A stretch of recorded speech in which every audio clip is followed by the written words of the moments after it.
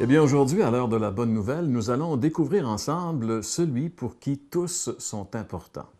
Et pour ce faire, nous allons nous inspirer d'une petite histoire qui nous est racontée dans l'Évangile selon Jean, chapitre 4. C'est la rencontre de Jésus avec cette femme samaritaine.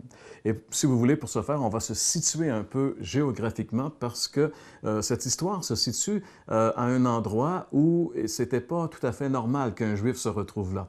Voici pourquoi. Si on prend la carte, on réalise qu'à l'époque, Israël était divisé en trois grandes parties. Finalement, il y avait ici, dans le sud, la Judée, il y avait tout au nord la Galilée, et entre les deux, il y avait la Samarie. La Samarie, c'était un endroit où tout bon juif n'aimait pas se retrouver, et même les Samaritains n'aimaient pas non plus retrouver des Juifs sur leur territoire. Il faut se rappeler qu'à une certaine époque, un des rois d'Assyrie qui avait envahi Israël avait repeuplé ce territoire avec des gens des nations de l'extérieur et ça avait été mélangé avec les Juifs. Finalement, ça avait donné une nation qui n'était plus vraiment pure, c'était plus des Juifs purs. Et pour les Juifs de la Judée ou encore de la Galilée, c'était pas tout à fait des gens à côtoyer. Il y avait un antagonisme, si vous voulez, entre les Samaritains et les Juifs. Et ça peut, si on revient sur notre carte, on peut voir que c'est la raison pour laquelle, par exemple, quand les Juifs devaient circuler entre le sud, ici, la Judée, pour aller en Galilée, ils traversaient ici, dans le territoire de la Pérée et de la Décapole, ce qui serait aujourd'hui la Cisjordanie, par exemple, pour revenir ici en Galilée. Mais Jésus, qui souvent a passé par-dessus bien des tabous, soit des tabous religieux, sociaux, raciaux, ben lui est passé directement de la Judée à travers la Samarie. Et l'histoire dont on parle se situe ici autour de Sichem, la ville de Sichar. C'est là que Jésus est arrivé. Il est arrivé là vers midi, la Bible nous dit, aux alentours de midi. Et proche de la ville, il devait y avoir un puits. Et les disciples sont allés à la ville chercher de quoi manger. Jésus est resté là, seul au bord de ce puits. Et pendant qu'il était là, une femme est arrivée pour puiser de l'eau. Elle est arrivée avec sa cruche. Et Jésus a fait quelque chose d'assez spécial. Il lui a dit, « Donne-moi de l'eau à boire. » Et la femme était tellement surprise qu'il lui demande cela qu'elle s'est exclamée, on peut lire ensemble d'ailleurs ce verset dans Jean chapitre 4, le verset 9, « La Samaritaine s'exclama, « Comment tu es juif et tu me demandes à boire à moi qui suis samaritaine? » Comme on vient de le voir, c'était très surprenant que Jésus, un juif, s'adresse à une Samaritaine, d'autant plus à une femme. Et Jésus lui répond simplement en lui disant, « Si tu connaissais le don de Dieu et celui qui te parle, tu lui aurais toi-même demandé à boire. » Alors la femme est très surprise, elle lui dit, « Comment est-ce que tu peux me donner à boire? Le puits est très profond et tu n'as rien pour puiser. » Et Jésus lui dit, « Celui qui boira de cette eau aura encore soif. Mais celui qui boira de l'eau que je lui donnerai n'aura plus jamais soif, et l'eau que je lui donnerai jaillira jusque dans la vie éternelle. » Alors cette femme, devant cette parole, bien sûr, lui réalise qu'il existe autre chose que l'eau pour assouvir cette soif qu'elle a à l'intérieur d'elle, et elle dit à Jésus, « Je veux cette eau. » Alors Jésus lui pose une drôle de question à ce stade-ci, il lui dit, « OK, va chercher ton mari et reviens. » Et la femme lui dit, « Je ne suis pas mariée. » Alors Jésus lui dit, « C'est vrai que tu n'es pas mariée. Tu as eu 5 maris, et l'homme avec lequel tu vis maintenant n'est pas ton mari. » Jésus est en train de dévoiler son péché. Il est en train de dévoiler ce avec quoi elle a de la difficulté. Ce n'est pas par hasard qu'elle vient puiser à midi. Jamais personne va puiser de l'eau à midi en Orient. Si elle vient là, c'est parce qu'elle est mal vue de la population. Elle ne vit pas correctement. Et ça l'a intrigué que Jésus, ne la connaissant pas, ait pu lui révéler sa vie.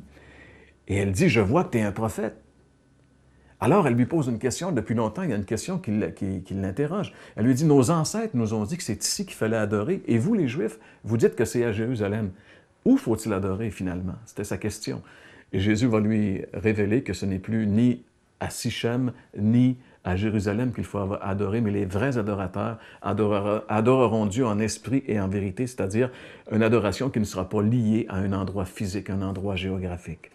Alors cette femme lui dit, « Ouais, je sais que quand le Messie va venir, il va nous révéler tout cela. » Et à ce moment-là, Jésus la regarde droit dans les yeux et lui dit, « Je suis le Messie, moi qui te parle. » Quelle révélation pour cette femme! Elle est tellement bouleversée que la Bible dit qu'à ce moment-là, elle laisse sa cruche et elle part à la course dans le village de Sichem pour répandre cette nouvelle. Et qu'est-ce qu'elle dit? J'aimerais qu'on lise ensemble ici son message dans Jean chapitre 4, versets 28-29. « Alors la femme laissa sa cruche, se rendit à la ville et se mit à dire autour d'elle, « Venez voir un homme qui m'a dit tout ce que j'ai fait. Si c'était le Christ. » Si c'était le Christ. J'aimerais juste vous dire ici que Jésus sait parfaitement tout ce que vous avez fait. Jésus sait tout ce que vous avez dit, tout ce que vous avez pensé. Il n'y a rien de caché aux yeux de Jésus de ce que nous sommes. Et malgré tout cela, c'est ça qui est merveilleux, malgré qu'il sait tout ce qu'on a fait, malgré qu'il sait tout ce qu'on a dit, comme il savait tout ce que cette femme avait vécu, il ne veut pas nous condamner, il ne veut pas nous juger, il veut simplement nous sauver, nous pardonner et nous donner une nouvelle vie. C'est d'ailleurs la raison pour laquelle il est venu. Lisons ensemble dans Jean chapitre 3, le verset 17. Il est dit ici, « Dieu a envoyé son Fils dans le monde, non pas pour condamner le monde, mais pour qu'il soit sauvé par lui. » Savez-vous que qui que vous soyez, qui que nous soyons, quoi que ce soit que nous ayons fait, Dieu nous aime et veut nous donner la vie éternelle, veut nous donner le pardon de nos péchés et une nouvelle vie. C'est ce qui s'est passé avec cette femme. Un petit peu plus loin dans l'histoire, il est dit qu'elle a répandu au village tout ce qu'elle avait entendu de Jésus, et il nous est dit que tous les gens du village sont venus entendre Jésus.